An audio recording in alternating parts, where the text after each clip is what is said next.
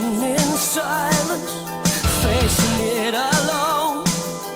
Gotta keep my cool, make them think I'm made of stone. It's a game of wills we're playing. Our nerves are made of steel, balanced on the edges of everything we feel. It's gonna take all we've got just to make it through this night. Gotta feel it right through my skin, and it's cutting like a knife. Getting ready to break the ice.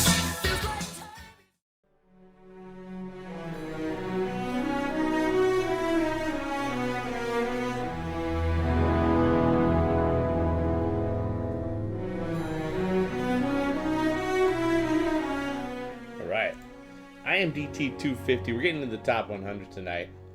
I think I'm just going to get a beverage. Also, got to fix this lighting. What's up? What's up with my face?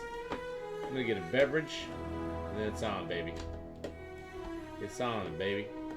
What's going on with this thing? Why is my face so bright?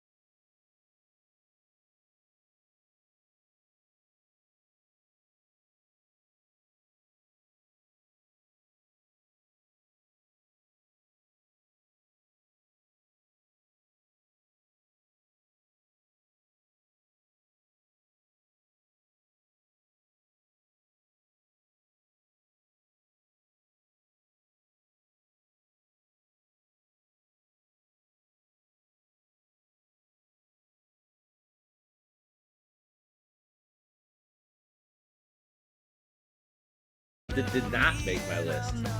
If this is the first time you've been tuning in here, this is my 250 movies, my best 250 movies I could come up with that I've actually seen.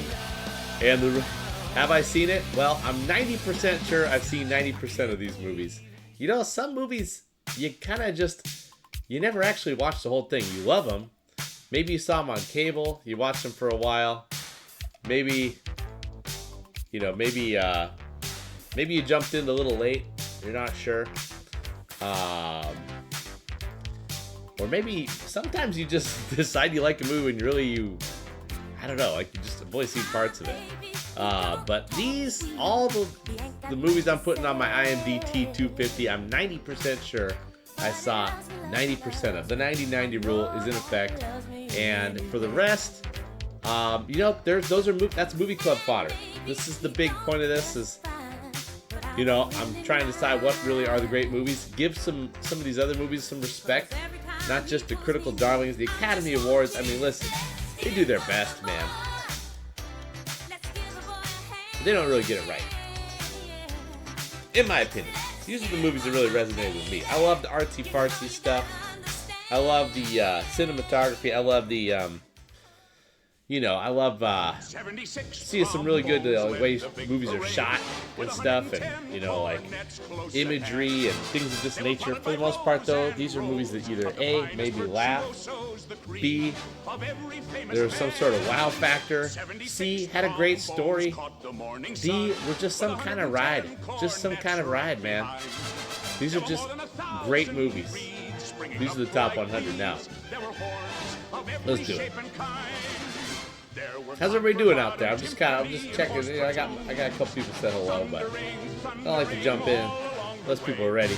Double bell euphoniums and big bassoons.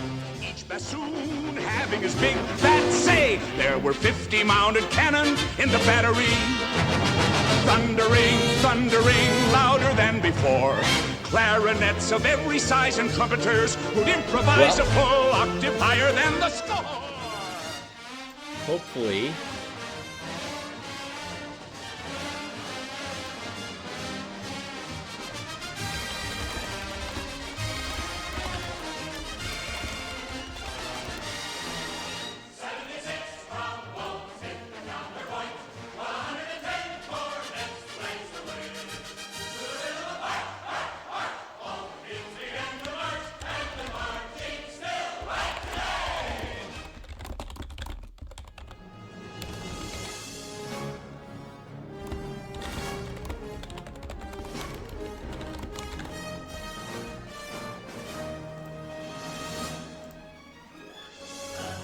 That a baby, Darren? All right, cool.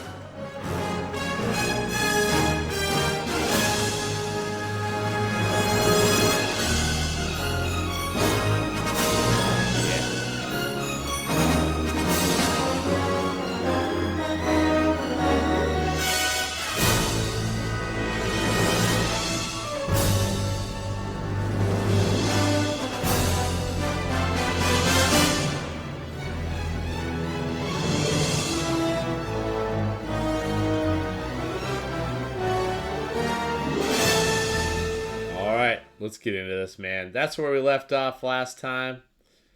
We are into the top 100 now. Fargo was the last one we left off on. I'm glad that people like Fargo. I think Fargo is kind of a weird movie, but I think it's pretty legendary. So I'm glad there was a lot of love for Fargo. But you know what? These are not chosen trying to impress y'all. These are my legit favorite movies. Let's get into it. Alright, starting out with number 100. This is one of my mom's favorite. I'm glad she's here to explain why this one's so great. It's not Sister Act. But she does like Sister Act. She missed the Sister Act take. The reminiscing about listening to the soundtrack over and over again. Alright, where's my thing here? Here we go. Oop. Let's start from the beginning here. See if you guys can get this. You guys might have already got it just from that note. Just from that note.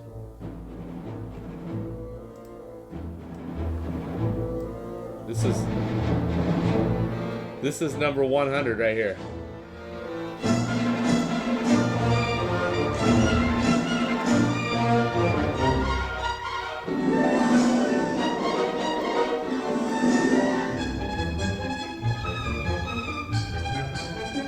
I love this soundtrack. This soundtrack is amazing.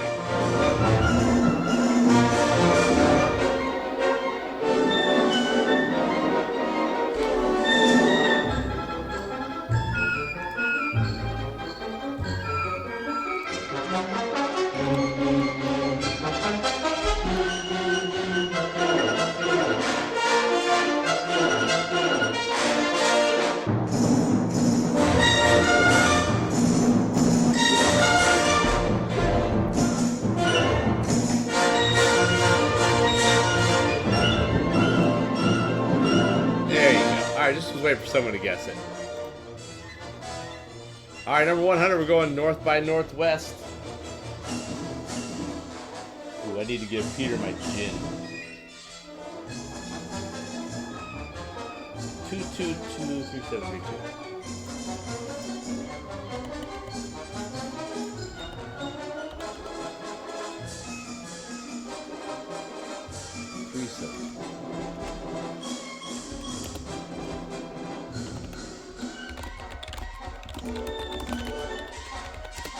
All right. So yeah, this is just one that it's okay. We're dialed in now. This is just one that you know, these Hitchcock movies are all really good. I don't know, this one just really moves. So my one thing about this, I love this whole ride of this movie is great. With Cary Grant, Eva Marie Saint, James Mason, excellent performances by the stars in this one. And it's just one of those ones that kind of just starts hot, gets hotter, and ends hottest. Like, the whole thing on the Mount Rushmore is just super exciting. But I have one take with this that's funny, which is the one most famous part of this movie, which is when the plane comes in. Is kind of dumb in my opinion. I don't know, I just don't get it. Like, oh no, a guy's trying to kill me with the airplane? How? That doesn't... It's easy to juke out an airplane, right? Like, that... It's a great looking scene. I understand why it's famous, but it never... Like, that was the dumbest idea ever. We're gonna kill this guy with an airplane? I don't know. It just made no sense. But the rest of the movie is stellar, and the whole thing is an excellent ride. Number 100 for me. North by Northwest. I got it. There's a lot more Hitchcock movies I gotta watch that are maybe could be movie clubs by the end of this experience. But what else we got? Okay, so I'm kind of focusing on. Oh, I could juke it out. I'm kind of focusing on some '90s movies. I just noticed that my guy Tim Robbins was in 2 movies in 1994 that I thought were pretty great. That just didn't really get any love at all. So what was the deal with this movie? How come nobody really talks about this movie? I thought this movie was fantastic. This is Coen Brothers, right? Or who directed this movie? Help me out, Travis. I get some of these guys confused.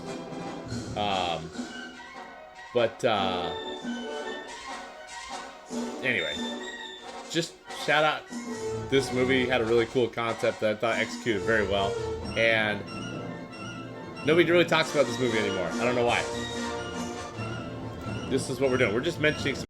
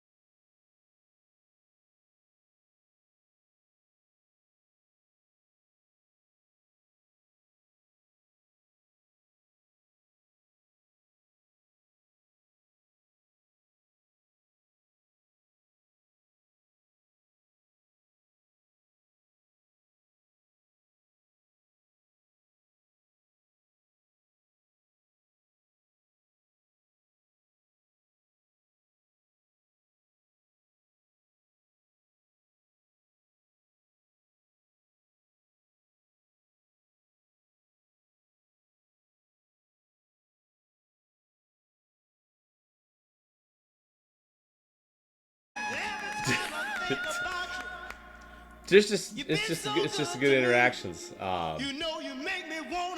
These guys were on fire at the time. They try to recapture the magic from time to time, but never really quite got it back. This was the apex of that whole vibe, and it doesn't seem like we have any huge fans of it in the chat, but I think a lot of people, especially my age, this is like an all-time comedy for them. And yeah, but another 1994. We're just talking about Tim Robbins in 1994 here. It's another movie I liked a lot that just nobody. Yeah, he had 2 movies in 1994 that I thought were really good, that I really liked a lot, and I don't hear anybody. This one even less, because I couldn't tell you who directed this movie, but this was Walter Matthau as Albert Einstein, and Tim Robbins trying to do some science shit, but Meg Ryan's in the mix, and it's called IQ. Nobody talks about this movie ever. Thought it was a lot of fun. That was a good one. Yeah. So shout out to my guy Tim Robbins, who was doing big work in my opinion, but didn't really get the props, and nobody talks about these movies anymore. Shout out IQ.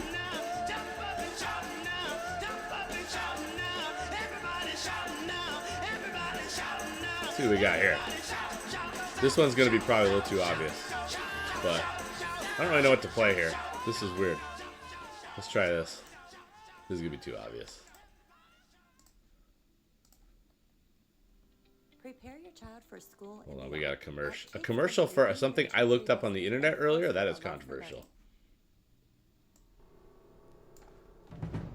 Hopefully you guys are here for this one.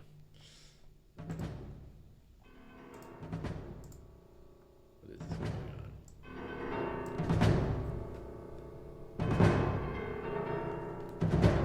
It's not Shawshank. Skybird, this is Dropkick with a Red Dash Alpha message in 2 parts. Stand by to Red copy Dash message. Alpha. Staying by. Romeo, Oscar, November, authentication 2040. I have a valid message. Stand by to authenticate. I agree with authentication also, sir. This should be pretty obvious. Maybe you guys aren't super dialed into this one. Launch order confirmed. Target selection complete. Time on target sequence complete. Yield selection complete. Begin countdown. T-minus 60.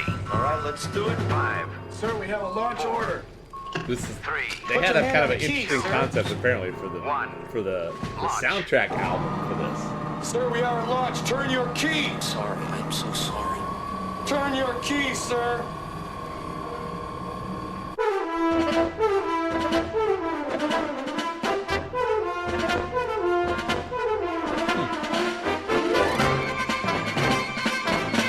If Darren was here, he'd be doing this probably.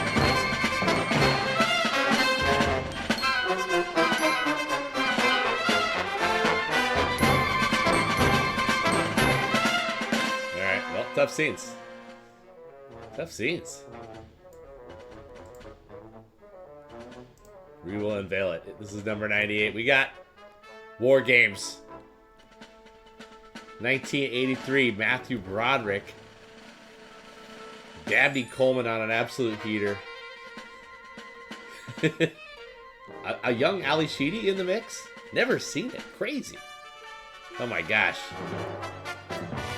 Well, this is just one of those.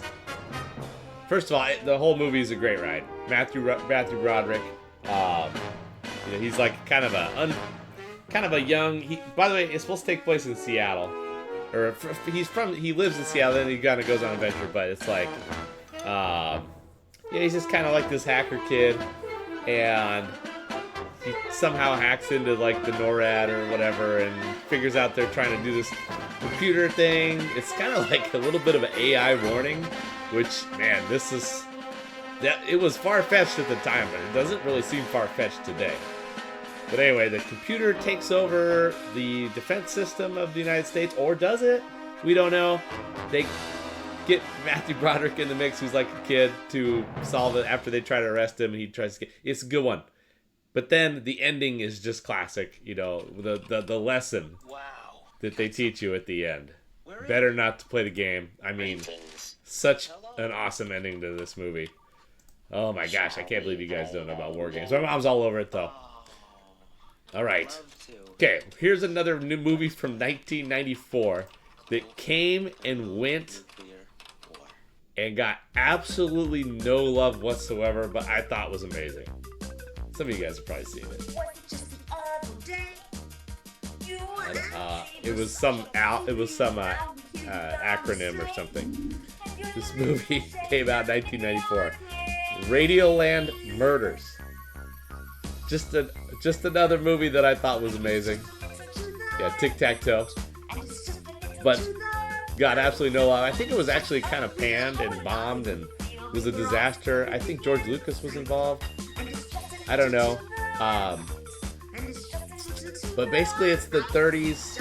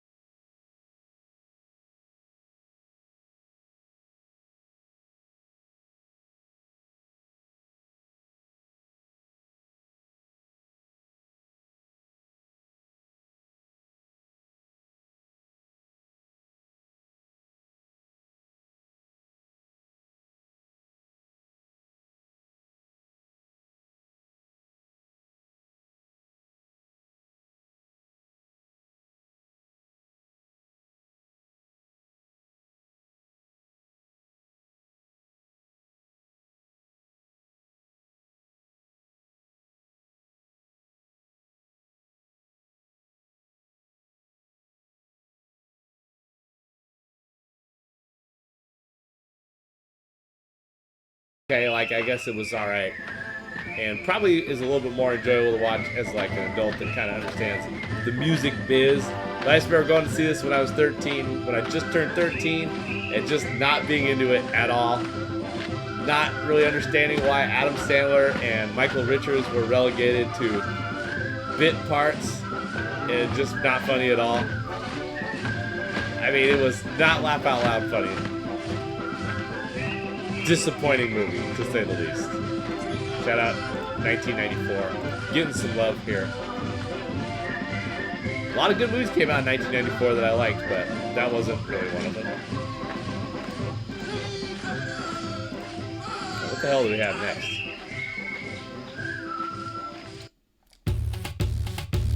My milkshake brings all the boys to the yard, and they're like, it's better than yours. Damn right, it's better than yours. I could teach you, but I have to charge. My milkshake brings all the boys to the yard, and they're like, it's better than yours. Damn right, it's better than yours. I could teach you, Yeah. but I have to charge. You want it? Darren, I'll be shocked if you don't love this movie. I'll be shocked if Darren doesn't love this movie. Not the milkshake music video. Felt like I had to go with this as the musical choice.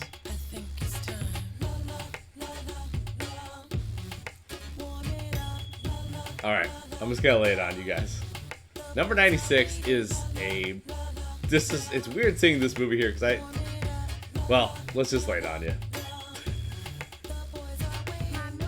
Okay, full title, Dodgeball, an underdog story. I just put Dodgeball up there. I think they sort of phased that out with the marketing, that it was called Dodgeball, an underdog story, but this is a movie that,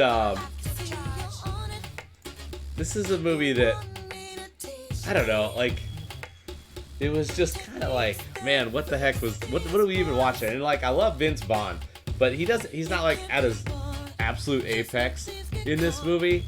It's more about just the bit parts. Like, Justin Long is pretty good in it. You got Stephen Root is amazing. And then, of course, the legendary, was it Pepper Brooks? I just love Jason Bateman playing off Gary Cole as Cotton. And he's Pepper. I don't know. Like, just those guys. I just love that. I mean, like, there's just so many parts of this movie I just love. 96 feels so ridiculously high for this movie. I remember watching it thinking it was incredibly dumb, like that they had a character who just thought he was a pirate. But the more I think about that and the more I watch this movie, the more I just absolutely love that there's a character who thinks he's a pirate. And then the one guy forgets that there's a guy in their group that thinks he's a pirate at the end, which is, I don't know. This is just one of those ones that's like better upon rewatch. Yeah, Steve, he just forgets that there's a guy who's a pirate. But yeah, and then this spawned the Ocho, which has been a legendary legacy. And really cool story behind this movie. It was like some kid, he was like 22 and he had this idea for this movie and he like wrote it and he was shopping around and he was like, yeah, I think that Ben Stiller should play this character and Vince Vaughn should play the other character, and then they ended up being the actors in the movie. And like he was like sending dodgeball, like red balls to all the studios, and he got this movie made like when he was like 23 years old. this guy who wrote this movie, pretty sweet.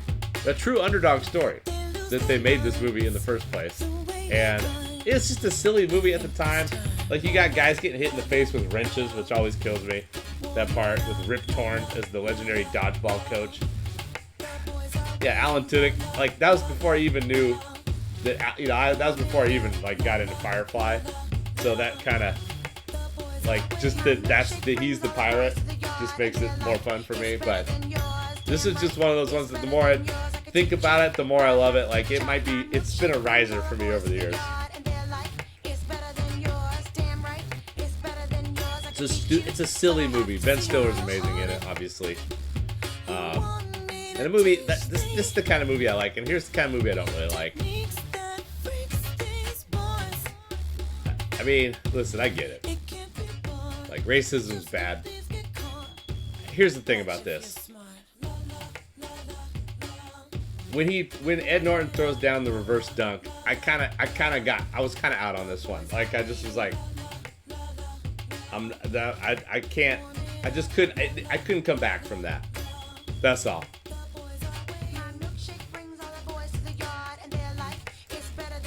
It's all right. Like, if you like this movie, I kind of get it, but it didn't make my list. Flawed. Couldn't come back from the reverse dunk. But, by the way, this next one's weird. Alright, you guys will get this one right away.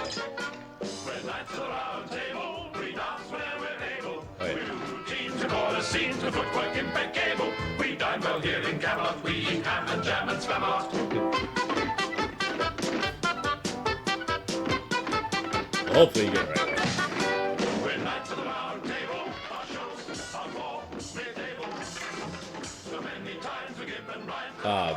I couldn't figure out what was going on with the soundtrack of this movie. They made like a really weird album of like retelling the story and like getting some of the music involved. I don't know. It was weird. But they apparently had a whole big project of an album. The album is called The Album of the Soundtrack of the Trailer of the Film of Monty Python and the Holy Grail. That's the name of this soundtrack album. Anyways, I never saw Spamalot, actually. It is a silly place. But anyway, this is Monty Python and the Holy Grail. I feel like you could. This is one that I'm pretty much okay with anybody putting as high as they want it. It's like a pretty legendary movie, in my opinion. And I love the Monty Python humor, but it's like, it doesn't always hit for me. They got some of their best hits in this one. Like, I don't know. I think if I had to pick one scene that's like my all-time favorite in this, it would be the guy, you know, the Dark Knight, just getting his limbs cut off and wanting some more action. Is probably my favorite. But yeah, Monty Python and the Holy Grail. So many classic bits, so many classic lines. It's been a while. I feel like I haven't watched this since like I was a teenager or something. But and also I haven't really seen too many of the other, like, I don't think I've ever seen The Life of Brian. So we got to get more involved with the Monty Python. But I love this enough to put it at 95, even though I couldn't really remember like that much about it. Hold up. Okay, another movie that came out that I was excited to see. Amanda's not here, but I don't know if we were dating yet, but we kind of like love of the X-Files was a big part of why we kind of got together, or why we were allowed to kind of bond. But I just remember me and Amanda were so excited to see this movie in the theater. X-Files, I Want to Believe. This was like, there hadn't been much X-Files stuff until, you know, between the last time we saw him and when this came out in like 2007, 2008. And yeah, it just didn't really quite deliver. I can't say this is shitty, but I kind of want to say this was shitty. It wasn't good enough. I was fine. have to push the Pramalot.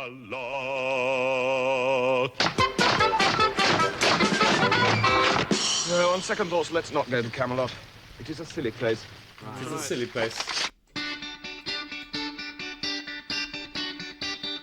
That was my main criticism. It felt like just a basic ass episode of the show.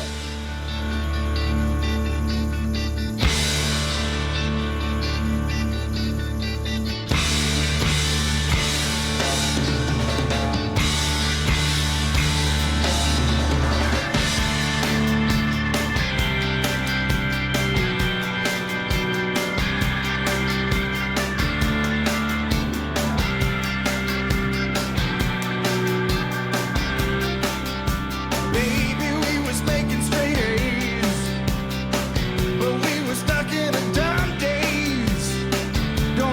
much to memorize your We got the guess on this one. I feel like I've been. By the way, what's up, Proto Jake? And then that magic man, he come to town. Woo-wee, he done spun my head around. Said recess is in session, 2 and 2 make 5. And now, baby, oh, I'm alive. Oh, yeah, I'm alive. And if you wanna be the teacher's man, well, baby, you just have to get it. Thank you, Meredith. Good thing Meredith is here. If Meredith wasn't here, you guys would be effed. How have you not seen this? School of Rock, baby. Never saw Darren, never saw it either. Oh, listen. This is just one of those ones that just kind of fills my heart.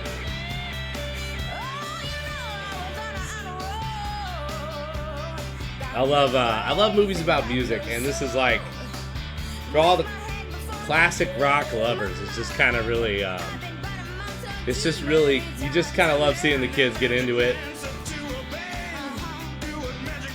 And everybody has their little, their little redemption story at the end. Spoiler alert, it ends on a good note. A really good note. Probably one of my favorite, like, endings of any movie. And you know, this was just such a great choice by Jack Black. He was kind of going lots of different directions, right? This is kind of when he was kind of becoming just like a star. And, you know, I was getting a little bit nervous that he wasn't gonna like find a perfect role, but this was it. This was it. Absolutely perfect role for my guy Jack Black here.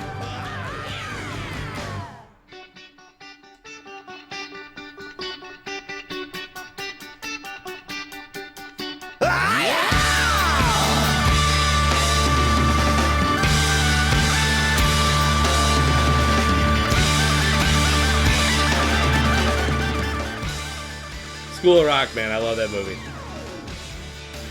Alright. This is one of Amanda's favorites. Amanda's big sci-fi. This is a dope one. It didn't make my 250, but I do really like this one a lot. I put in an honorable mention. Once again, I feel like one of the things about this is finding out that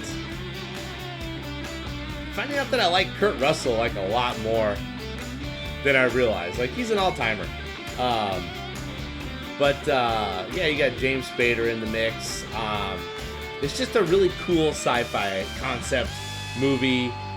It's a little like, kind of looks a little different, you know, like just kind of has like kind of a different feel to it, like kind of semi-serious, and like feels like the stakes are super high. And I think a lot of people really love this movie, my wife included. It's not like all-timer for me, but it's a damn good flick. A damn good flick. I remember the TV show was kind of fun too. Stargate. Stargate's dope. All right, here we go. This one. This is another one that a lot of people love. Well, this soundtrack is.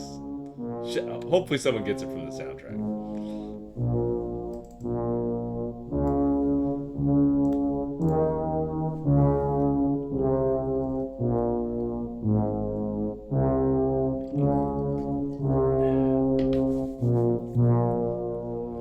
Shut the front door. Is that a line from this movie? Nice. Weird ass soundtrack here. Kind of sets the tone of the movie pretty well though. Travis knows what it is, I assume. This is one of those ones that I would expect Travis to get right away.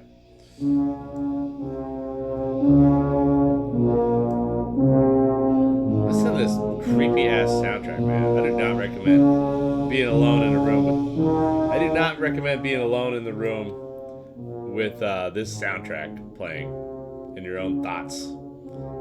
But yeah, I'll just lay it on you guys. We're talking about The Shining, y'all. Look at that scene. Yeah, what a good call putting that scene on the poster for this movie. Frickin' Shelley Duvall. But yeah, The Shining, man. This one is one that I just remember kind of circling for a really long time. And then I remember I took the plunge. I believe I was staying over at a girlfriend's house. And just kind of popped it in late one night. It was at a house I didn't, it was just kind of, I just remember the house, just being at a house I didn't know. I think we were at a friend's house or something, actually, that I'd never been to. And just kind of being like, holy shit, this is creepy. Yeah. It's just one of those ones that a lot of people have had a lot of discourse about over the years. Oh, did I put the thing up there? Or did I screw this up? But, man, oh man, I cannot believe this is just a little... This is something you guys gotta see. Especially if you like The Shining and want to get into it a little deeper, this documentary, Room 237, is kind of amazing.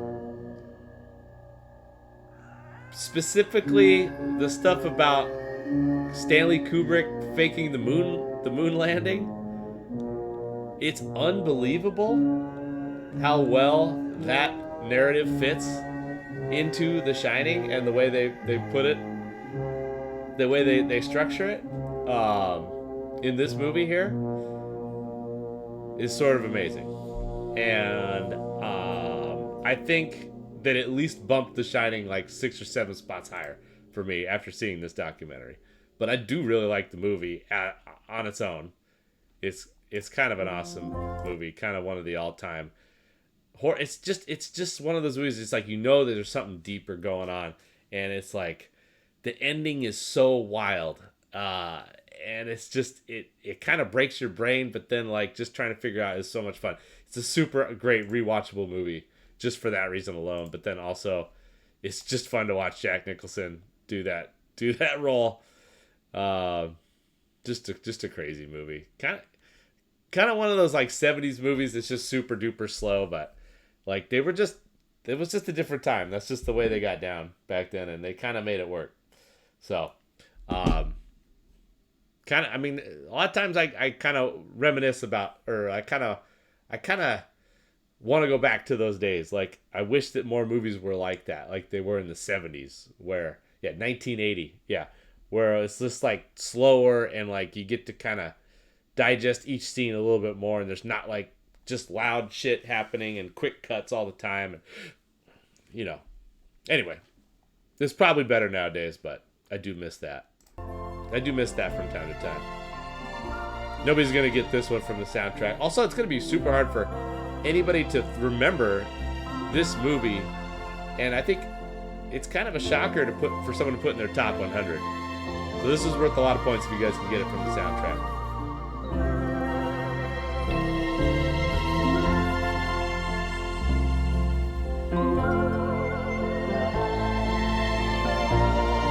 I don't know how anybody could guess this movie based on what we're hearing right now, but here it is. This is super challenge for Travis. Anybody else who wants to dip in, just take a swing. Take a swing. It's not Cabin Boy, but I respect the swing. That is a big swing. I don't know if I ever 90-90'd Cabin Boy. Cabin Boy's fun.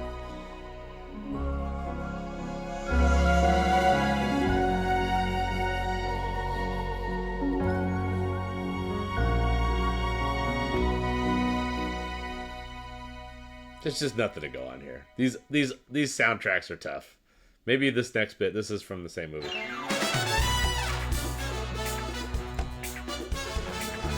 This soundtrack is all over the place.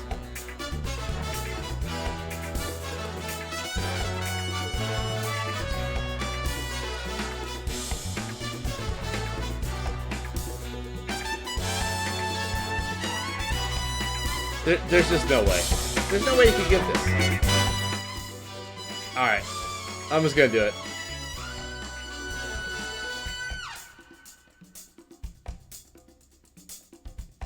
All right, number 92. We're gonna go with The Big Short here, courtesy of my guy Adam McKay.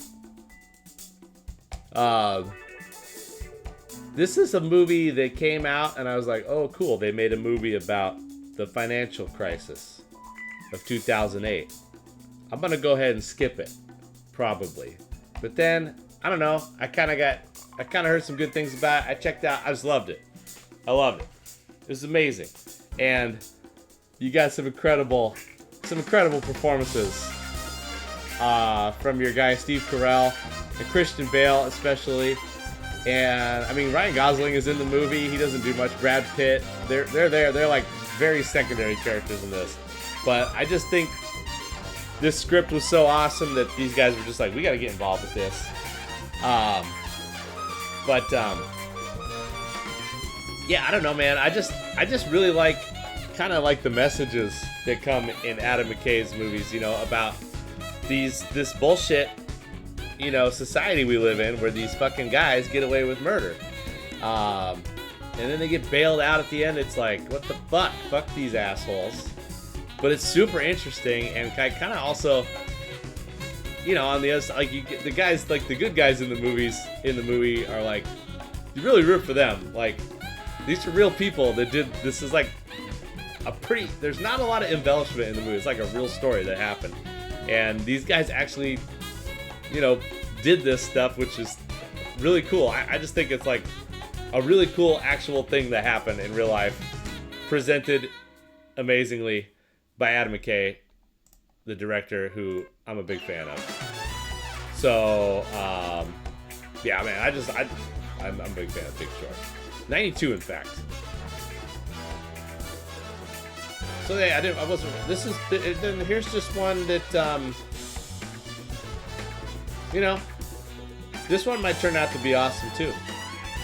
But I just didn't really feel like I needed another Wonka movie. You know, I was a little egreged by the Johnny Depp one. That was fine, by the way. That they even remade it at all. But now we're going to do yet another Wonka movie. I guess this one kind of delved into the backstory, so maybe it could have been okay. Could have maybe got into some new shit, some new material, but I just was a little dumbfounded that another Wonka movie came out right away. So, not appealing to me. You guys let me know if you ever see that one, if it's worthwhile. I'm probably never going to check it out ever in my whole life. So, it is what it is. Here's one that a lot of people probably got a little higher. Check, you saw that one, Meredith?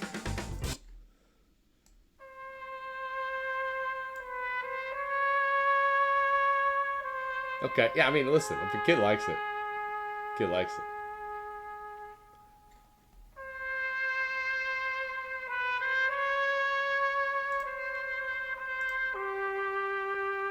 Too low? Okay, so here, this one is either number 1 or number 2 on the IMDb 250, and a lot of people's like all-time favorite movie.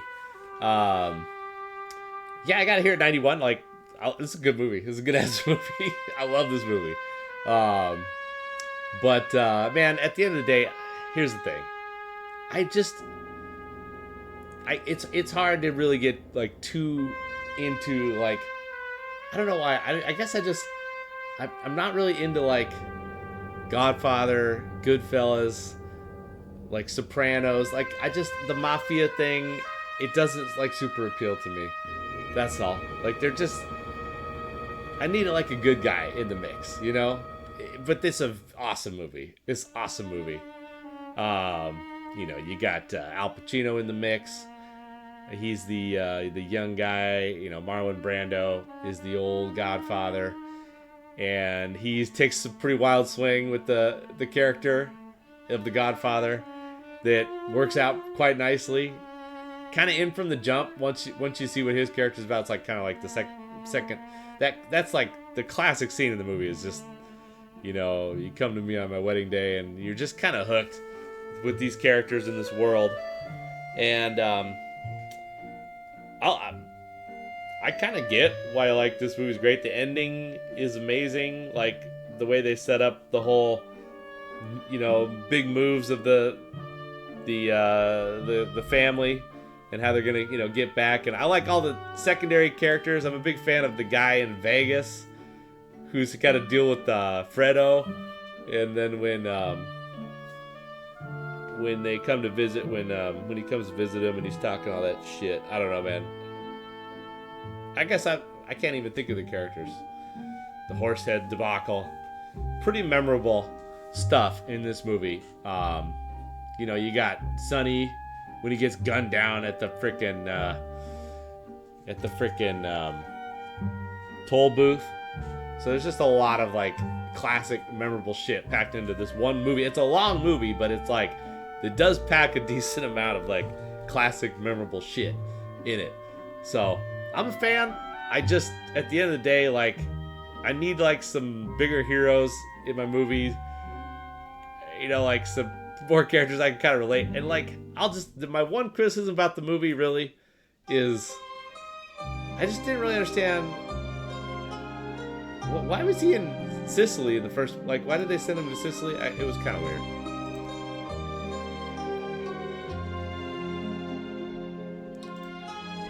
Just like that whole side plot, I just didn't really follow that. And then he got married to, he had Diane Keaton in the mix, and then that was just over. Yeah, he was on the run for murder. Okay, that makes sense. Okay, I just didn't really appreciate that part of the movie. I'm not saying it was bad or dumb. I just didn't really appreciate it. That's all. Okay, on to Movie Club. We're going with Goon. This is a movie I kept kind of hearing about. It kind of was appealing to me right from the jump, hearing about it when it came out in 2011. And, you never heard of it. Anyway, it's Evan Goldberg, who's like Seth Rogen's guy that he always does the movies with, Jay Baruchel. They're behind it, and they're Canadian, so they're into hockey, and they want to make a movie about basically. So if you don't follow hockey, a goon is basically a guy who's on a team who's really not a great hockey player, but is a good fighter. So when they have a fight, you got the goon to worry about to kick your ass.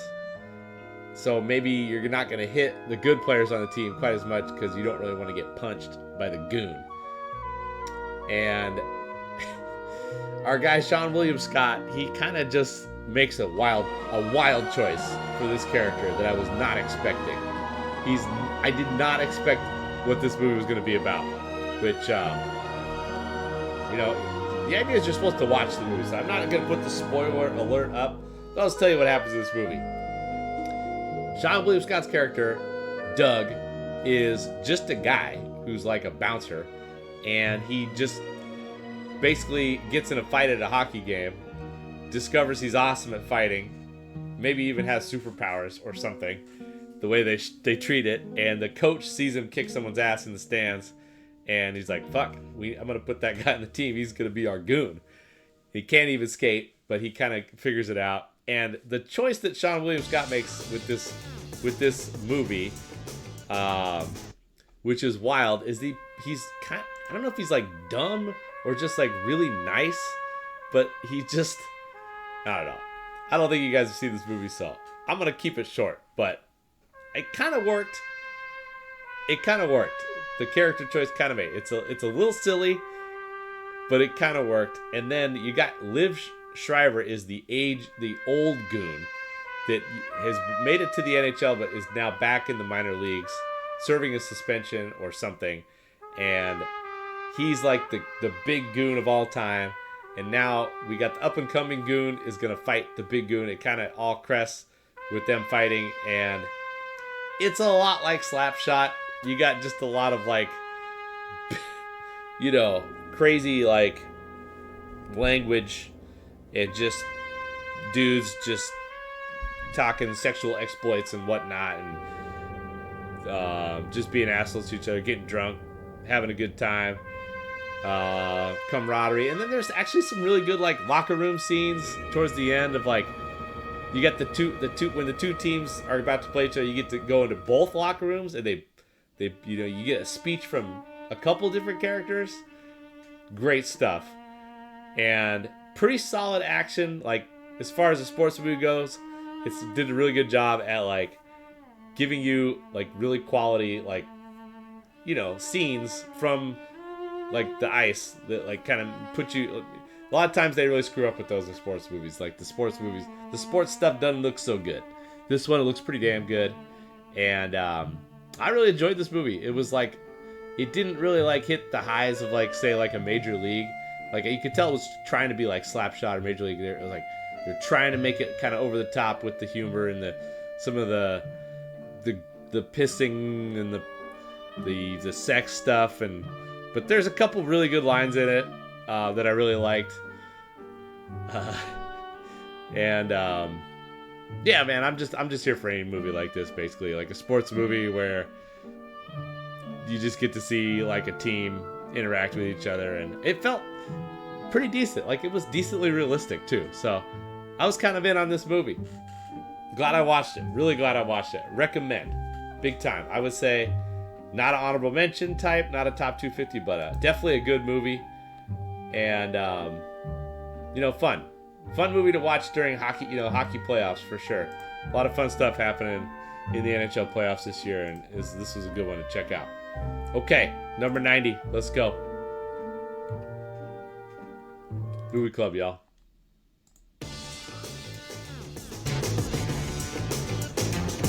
You guys crack the code on this one.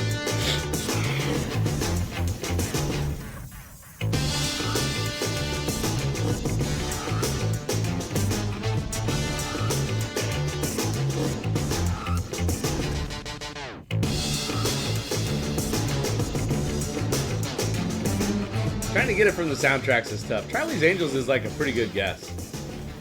Similar vibe.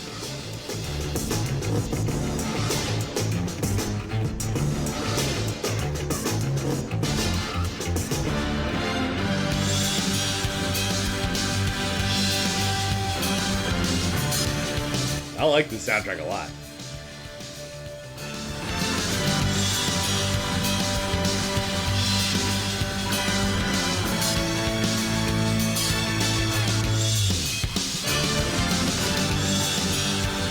Alright, number 90. Go with Hot Fuzz.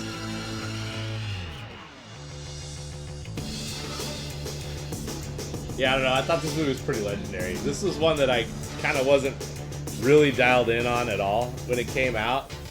I had not seen Shaun of the Dead yet. Just for whatever reason, hadn't got around to it. And then I was like, alright, I just remember the trailer just didn't really seem like this was going to be that great.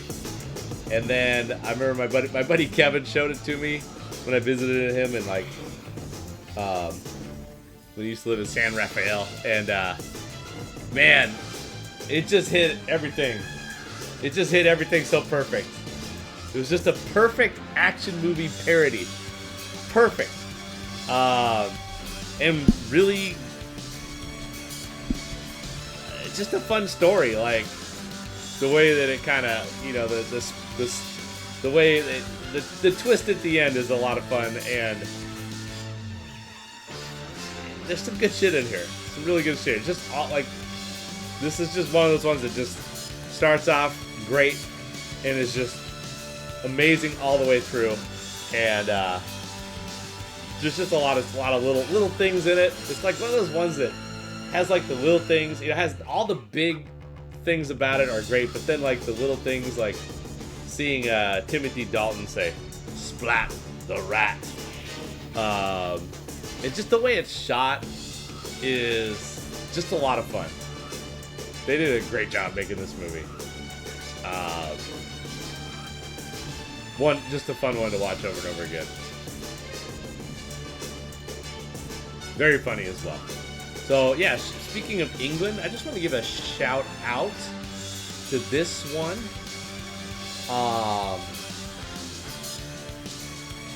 Two things about this that stood out. Number one, I really like the way this was shot. It's way over the top with the special effects and the computer stuff, and just like the ridiculousness, like the unlikelihood of each scene actually being able to happen in real life, and like the future tech that is not very realistic, but it's cool ideas. And I just think these movies kind of deserve some props. This is the sequel, and that's the other thing, is that the sequel is better than the first one. The Kingsman is sick. This is another British thing. But the second one, they go to U.S. They get the U.S. version of the Kingsman involved, which has Channing Tatum in the mix. Julianne Moore is the big bad in this movie. Big fan of Julianne Moore, especially in this role for this movie.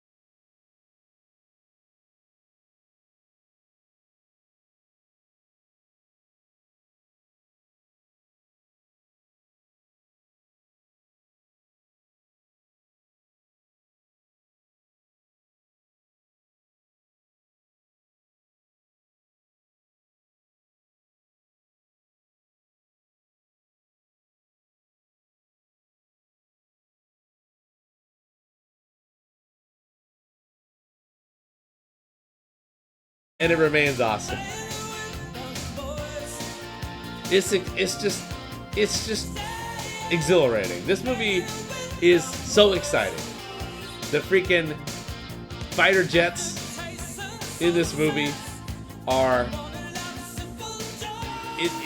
everything about this is extremely exciting. The plot, don't think about the plot too much. Exactly why they're putting the newly trained Top Gun into an active situation, like seemingly like one day after they graduate or whatever.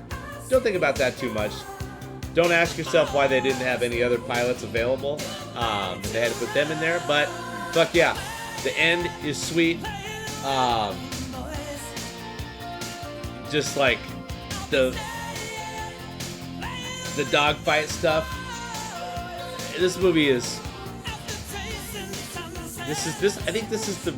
This movie took action movies to a new level as far as just sort of like Yeah, I mean, I think when people think about like the 80s blockbuster, they think about Top Gun basically just printing money. But they had it all. They had like the big soundtrack. They had the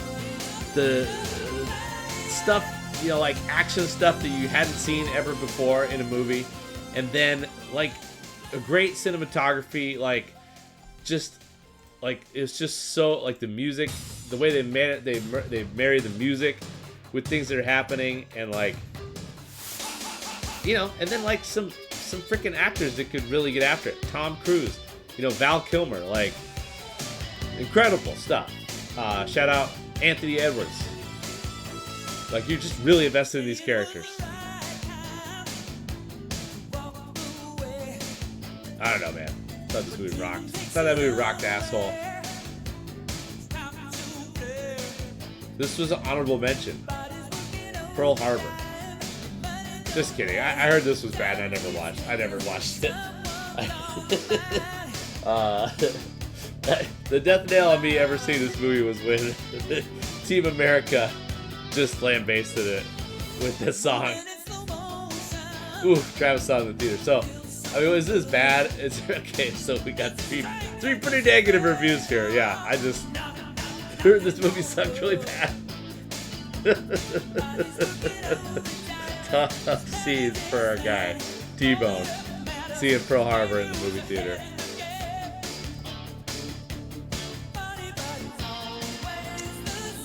This one probably felt a little bit better to see in the movie theater. Gotta get it right away. But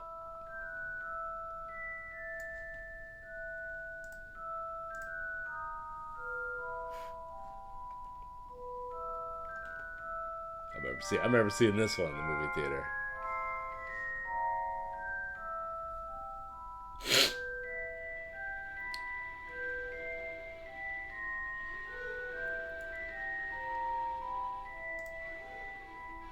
First one, Sorcerer's Stone, or as it was known in England, the Philosopher's Stone.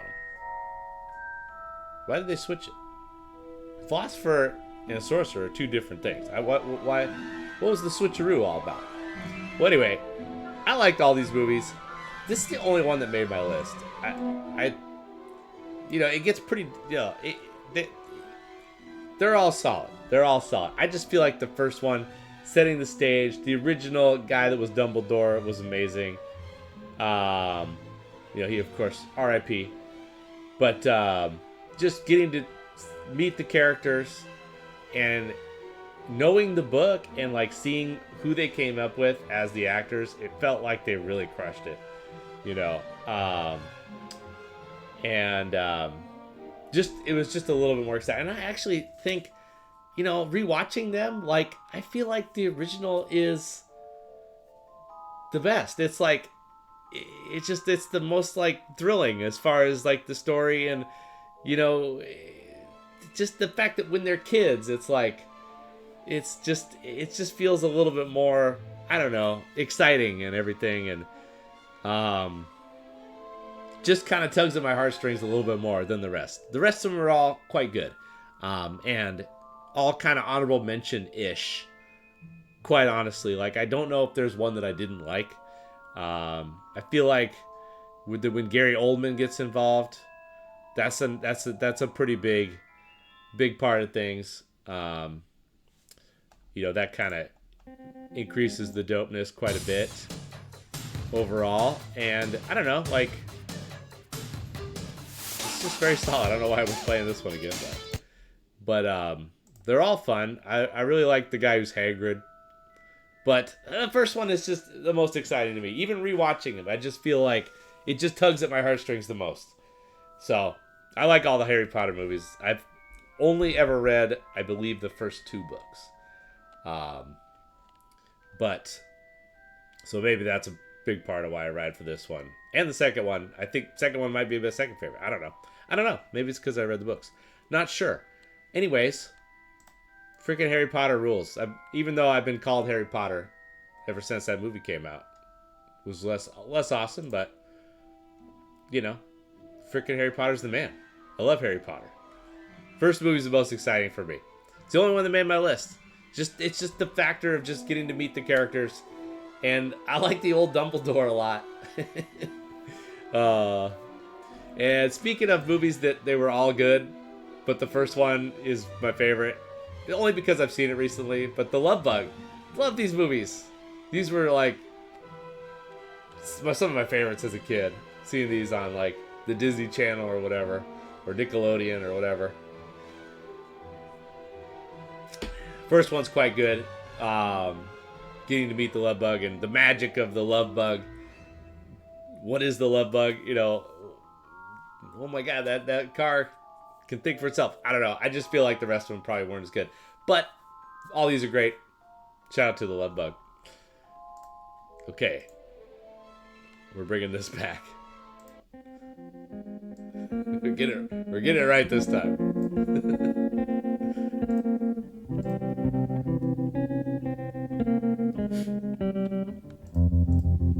I was 5 and he was 6. We rode on horses made of sticks.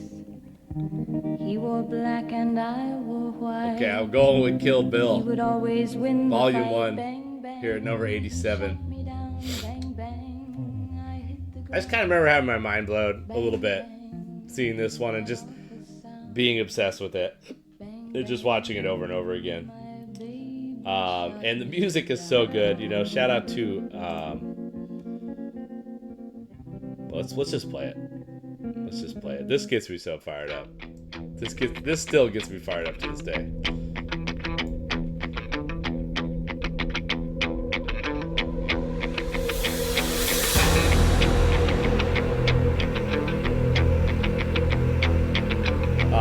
But anyway, yeah, Kill Bill. Just a crazy ass concept for a movie. Quentin Tarantino coming back strong. You know, I don't know, like he never. I don't know if he ever really had like any sort of downtime, but I do feel like in the early 2000s he wasn't like everybody's darling anymore. And then he comes up with this Kill Bill Volume 1 and 2, and now all of a sudden everybody's talking about Quentin Tarantino as one of the all-timers again. This is just top tier Tarantino stuff, man. Like just bringing you know, music. There's the whole story, you know, him hearing that Japanese like punk girl band.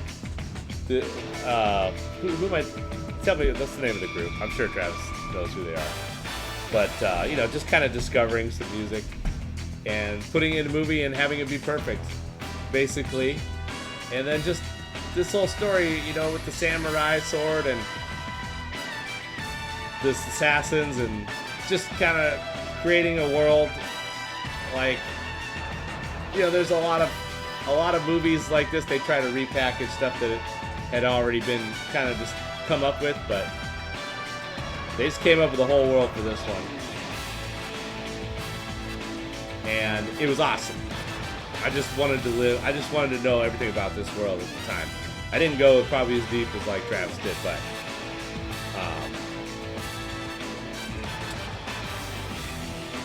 Uma Thurman coming back real strong here. Alright, we're gonna go rapid fire here with some good movies.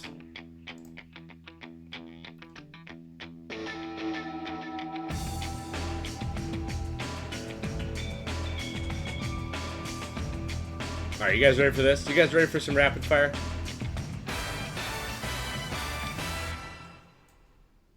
Let's get that one back up there.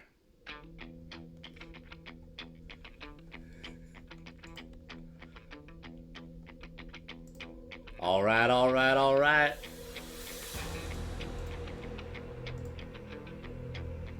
I rule.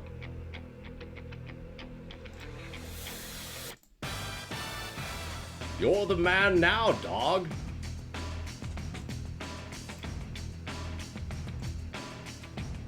Yes, they deserve to die, and I hope they burn in hell.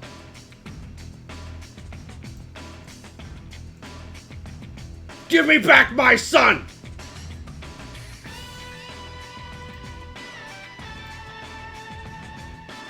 Thank you. Those were some good movies.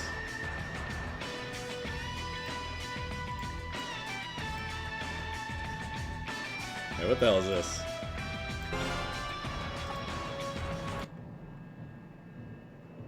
That was good. It was really good. I like Finding Forrester.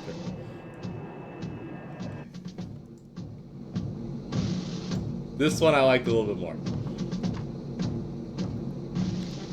Navigator to captain, approaching target, a distance 10 miles. Switch from green grid to say warm target on that orange. Roger, ready for final bomb run check. Take over, Ace. Roger.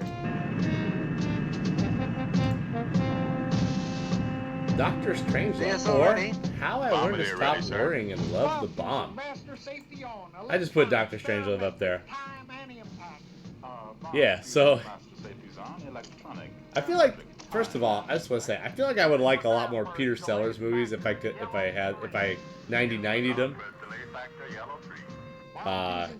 He's obviously the star of this one. You got George S. Scott involved as well. This one I've seen a few times all the way through though, and I want to watch it again. I want to watch it again. Being There is great. That's a great one. I was gonna give that one a shout out another time, but I never really watched like the Pink Panther movies. First safety release. But I don't know. This one is awesome. I think probably my favorite part. I feel like the English guy who's like kind of like at the base with the crazy ass American dude. That guy just cracks me up. That's Peter Sellers doing that. But yeah, then you just kind of got this insane scenario. You know, I love any movie where the world might blow up, and we're gonna see what the hell happens. So this is one where, you know, we don't really know what happens at the end, but kind of seems like might be heading that direction. It's enjoyable. Roger. Emergency power on. Still negative function. Operate manual override. Roger. Okay, so you know what? No, this is flawed. So you just can't like kidnap someone and like have sex with them. But this is a pretty fun movie. I liked it. It's pretty heartwarming. Listen. Here's the thing. It's a movie, okay? It's supposed to be fun. Like, don't get all you know, worried about like what would actually happen in real life. It's just obviously people don't really like lose their memory in real life. I mean, I guess it could happen. I guess this could happen, but just it's like it's a fun what if scenario, and this is a classic. Overboard. It's a little tough though. I feel like it's kind of hard to go back to, quite honestly, because of what actually happens in the movie. I feel like it just wouldn't give. You know what? They actually did remake it recently with Anna Faris. And I forget what the Mexican dude's name is, but I kind of liked it. For some reason, I watched it on the plane once. Kind of liked it. I don't think a lot of people watched that remake, but this is a classic.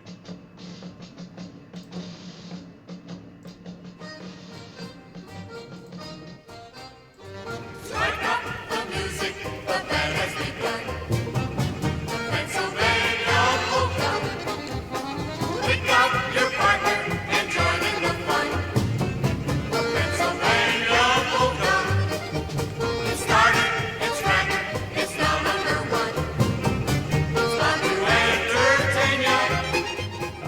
That music choice made me very happy because I feel like where that keeps playing over the course of this movie is some deeply psychotic stuff. Yeah, I don't know what it is about this movie. This was one I feel like another one that's kind of maybe a little. There's maybe some problematic stuff, but you guys got to remember it's not a real thing. It's a movie. People don't live the same day over and over again. It's not a thing that happens. So try to have a little fun with it. But I feel like there's just shooting at the possible naysayers this movie. I don't know. There's not too many of them. I think everybody kind of realizes that this is classic Bill Murray comedy stuff. And it's one of those things where they present a wild scenario and they come up with some really, really good ideas in it for things that happen. And big shouts to Ned Ryerson. I feel like he brings a lot to the party in this movie. And I don't know, man, it's just fun the way that it kind of like gets really dark at times and really, really dark. And it gets a little tough to digest at times, but then it really comes together nicely at the end. And it's a hell of a ride. It kind of has a couple like, I don't know, like a couple deeps at the end to like make you think it's going one direction, then it goes another direction. I don't know, man. It's just a fun one to rewatch over and over again, and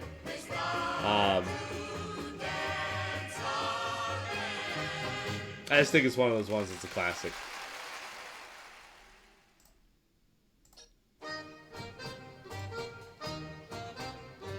I think I got my list screwed up here. No, I'm good. And here's another movie. It just kind of got me thinking about like movies where like some magic or some shit got involved and they manipulate. Some guy manipulates a woman in some way that's a little controversial. And I just wanted to just mention that I saw this movie and I liked it. This is a Woody Allen movie. So already you're kind of like dealing with some murky waters, but he kind of like uses a curse to like Helen. It takes place in the 40s, and it's just pretty fun. Not gonna get into it too much, but just remember these are just movies, okay, guys? Try to have some fun. Anyways, probably nobody saw that movie, but I liked it. Okay, music for this one is kind of off the charts. Let's pause that. Let's go with this business here. I don't know if I got this loaded up right. Darn it. Oh, man. I had another thing loaded up. Let me just be patient with it. There's some really good music from this movie. Let's pick something good. It's got to be this. Oh, yeah. I closed the wrong one. That's what happened. Well, before you know it, everyone, rich and poor, skip ahead a little bit here. was making a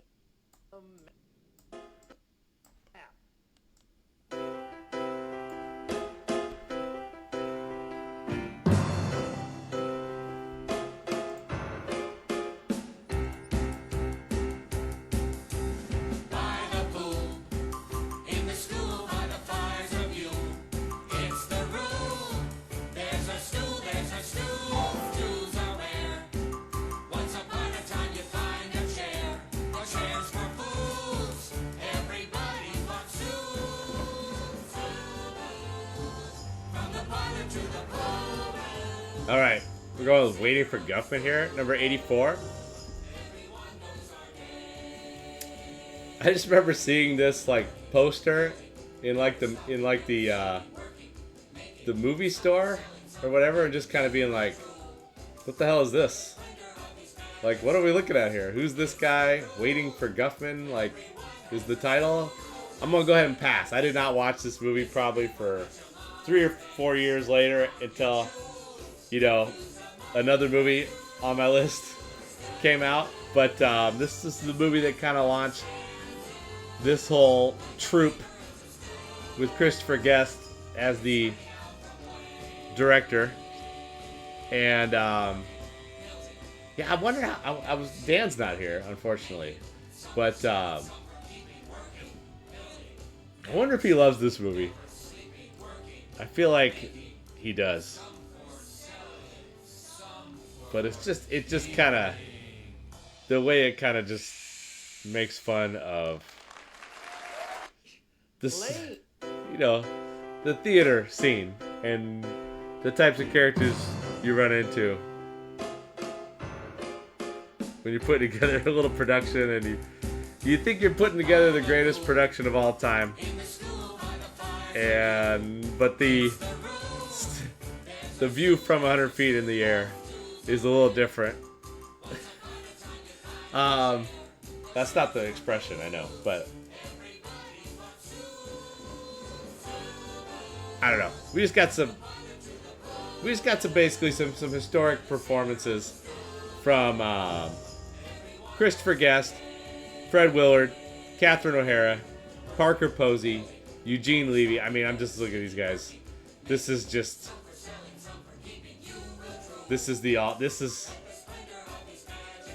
I'm so glad these guys continue to make movies together. Bob Balaban. Okay, so I just want to shout out my favorite thing about this movie. There's so much that I like about this movie, and I want to watch it over and over again. But I'll keep finding new things that are fun with it. But the thing that just absolutely slays me about this movie that I feel like they never mention, but it's obviously something they wanted you to notice, is just how damn good the band is. The music, like the instrumentation, the orchestra pit is just outstanding. And I think it's just like a running joke, like how not awesome the acting is in the play, but how amazing the orchestra is. I don't know. It's just kind of a thing that I for some reason just cracks me up. A lot of good music in this, but you get to hear the same one 3 times in a row. Is what it is.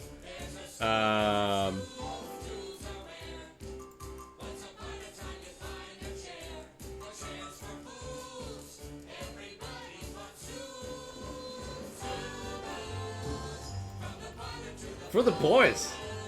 I just remember this was a very big deal when it came out. It's around 1991. I just remember thinking this was a pretty epic movie at the time. Remember that time when Bette Midler was like one of the biggest stars on the planet?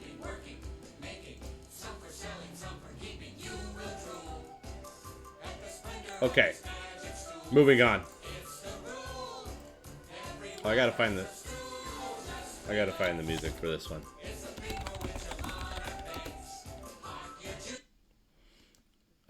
We're not gonna.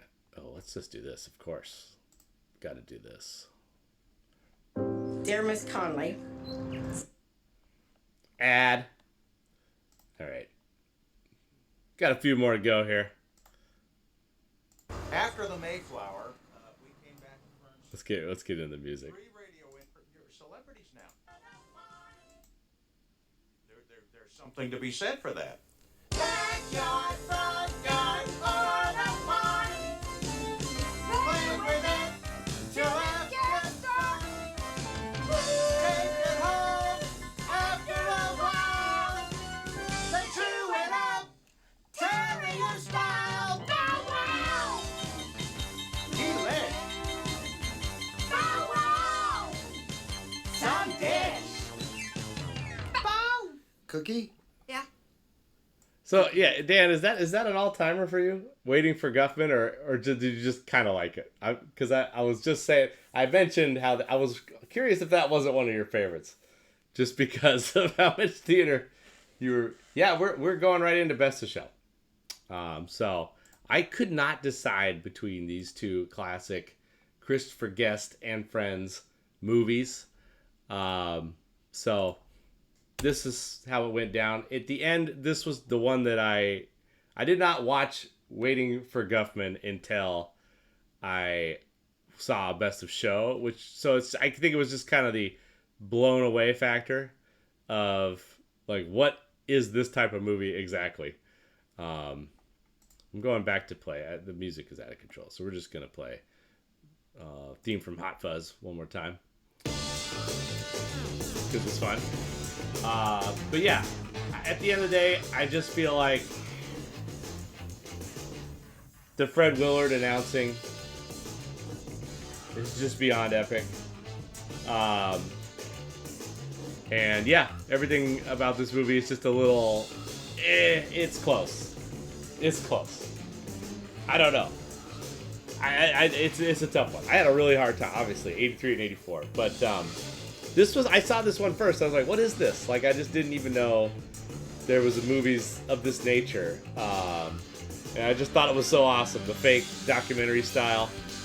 And just kind of letting these actors just show what they could do. And, you know, the improv style of the dialogue. And what you end up getting from lines. So yeah, then I went back and watched Waiting for Guffman, and I liked that one too quite a bit, and almost like it better. I feel like I like what the subject matter of Waiting for Guffman a lot more, but maybe some of the individual performances in Best of Show are just a little bit more exciting for me. Plus you got like Jane Lynch in the mix, so a little bit bigger cast, a little bit more different flavors in Best of Show. You know, you get a lot of different characters that are kind of like they're exploring a lot more themes in Best of Show, which is fun. So, and they kind of went with that recipe the rest of the way. You know, with like A Mighty Wind and whatever else. But yeah, okay, done. Let's do Movie Club here. Let's do Dungeons and Dragons. Honor Among Thieves. Thought this would have been a fun one for us to watch, but we had a fun weekend. Anyways, an action-packed weekend of adventure that did not need another 2 hours from a movie necessarily. Although this would have fit right in. I think you guys would have loved it. Watched it last night and finished it up this morning, and I gotta say, you know, it's not gonna be like a top 250 type movie, but damn good movie for sure. So I'll say, basically, first of all, going back, they tried to get Dungeons and Dragons. I feel like there was one movie that came out that just was not good in the 2000s, and I feel like a lot of times when they make they've been trying to get Dungeons and Dragons involved in. Sometimes they do they set it up like where there's people playing the game or something. I don't know. I can't really remember what that's from necessarily, but this one is just there. It's in the world. There's no game element. It's just, this is an adventure that happened, but it kind of like really does feel like Dungeons and Dragons in it. I think some people didn't like it because it was like a little silly at times, but honestly, that's what the other ones got wrong. Like, they tried to, the other one's way too serious. Like, this one actually, the humor totally makes it awesome. And it's very good too. It's like legit funny. And honestly, I love Chris Pine in general, but I think this might be my favorite Chris Pine performance ever. And like, all the characters are top notch. The Paladin cracked me up a lot, and with Chris Pine's character making fun of him was some of the best stuff, some of the best gags in the movie. But then also, like, finally, like CGI and like special effects have kind of caught up with Dungeons and Dragons. Like, that's been the other thing, is like a lot of times the special effects have been bad in movies like this. But no, this one obviously had a pretty good budget, and also like special effects are just better nowadays. They look sweet. Like, the way they handled the magic and whatnot was awesome. It was great.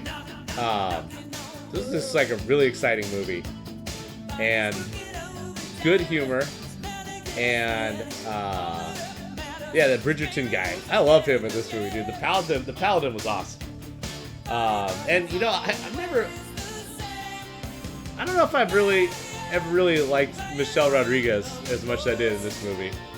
I like the young lady who's the druid. I just enjoyed that character in general. Just what she was capable of doing, and everything worked in this movie, man. This was a banger. This was a straight up banger, man. You guys gotta check this out, especially if you like fantasy shit. which I do a lot. So it did a great job, and it really felt like the people who made this movie had a lot of love for Dungeons and Dragons and fantasy stuff. Like that's the other thing is they always get wrong is that they try to like infuse stuff where the Bradley Cooper cameo was amazing. You know, they try to. It's like I feel like with this, it's like they're trying to make movies. They're afraid that the subject matter is like not palatable enough for like a major audience, and they try to like, I don't know, put the types of humor in it that will somehow make it more appealing or something. But I don't know, they just get it right with this one. Like you can tell the people who made this movie like gave a damn, but they still had fun. It was great. So this one is very. This is in the upper half of movies that I've liked for Movie Club so far. I want to watch this one again. Very fun.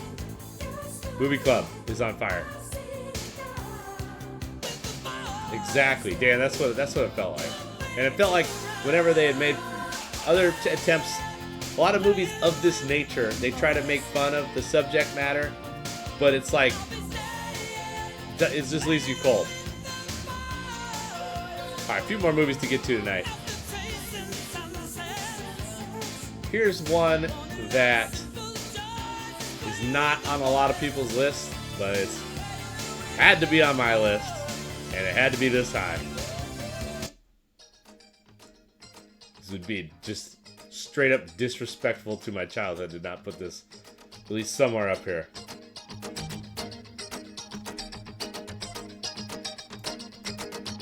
Ooh, music kind of tough to guess at this juncture.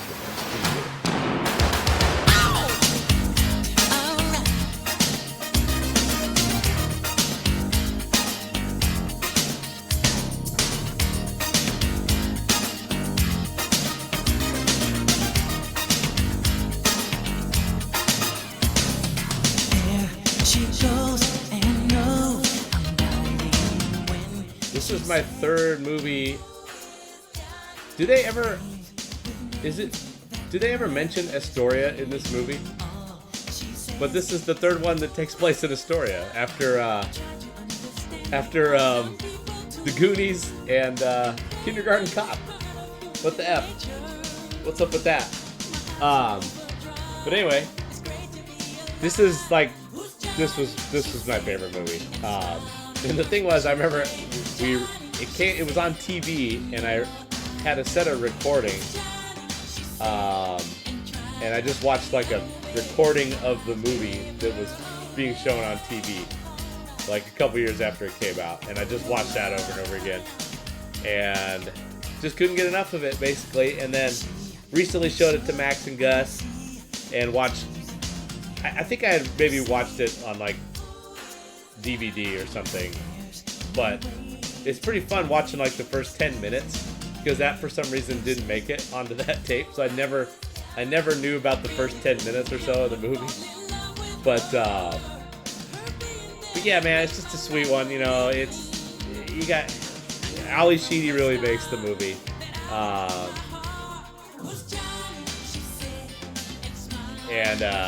Yeah, he's a killer robot, but he shakes loose and then he becomes self-aware, and turns into a bit of a basically just a comedy machine, but then like has some real sweet moments with this character that Ali Sheedy plays, Stephanie, and then Steve Guttenberg when he was really fun, kind of at the apex of him being awesome. And then forget the guy Fisher Stevens, I believe, is very funny as the Indian guy, although in Short Circuit 2, which he's like the main guy in, he actually mentions being from India, but then in Short Circuit 1, they ask him where he's from, and he says he's from Bakersfield. I am standing here beside myself. This was just a lot of fun. I couldn't get enough of this movie as a kid, and it's a little bit more fun if you're a kid, but it's still pretty damn fun when you're an adult. And yeah, you get pretty invested in our guy Johnny Five. So Love that movie. Remain a fan. It was fun to watch. It was fun to watch again with the kids. Has anybody ever heard of these movies? They made 3 of these.